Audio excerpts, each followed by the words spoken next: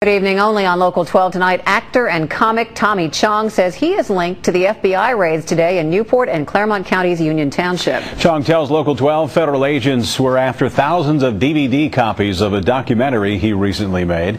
In this developing story alert, Local 12 Sean Lay is live in Newport where the raids started today. Sean. Rob, we're still working this story. This is one you may be talking about in the morning. A link between Hollywood, California and this building here in Newport, Kentucky. Tonight, Tommy Chong, yes, that Tommy Chong from the movie, says a raid here by the FBI was more about him and his documentary he says the government does not want you to see.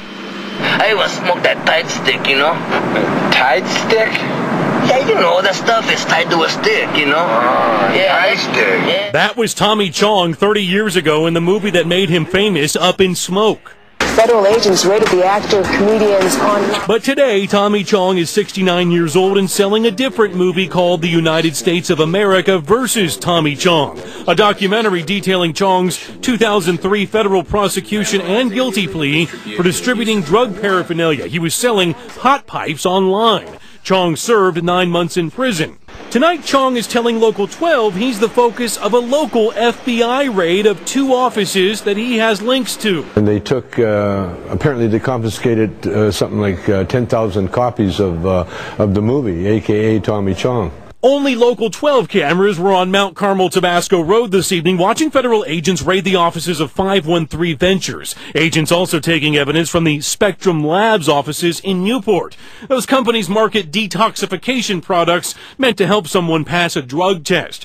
Chong says, though, they were clearly there after him. Agents seizing, he says, 10,000 DVDs of his documentary. Federal prosecutors may be targeting Chong for trying to profit off his prosecution.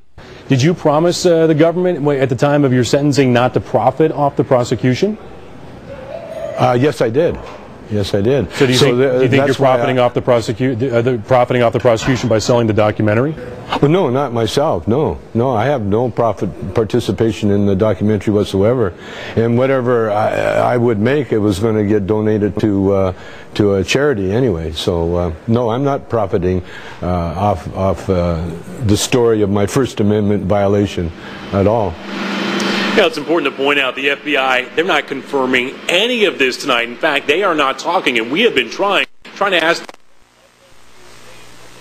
They're simply not saying right now. Live in Newport, Sean. Rob, back to you.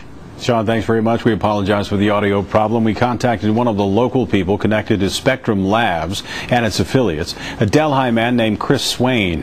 Mr. Swain said he would not have any comment.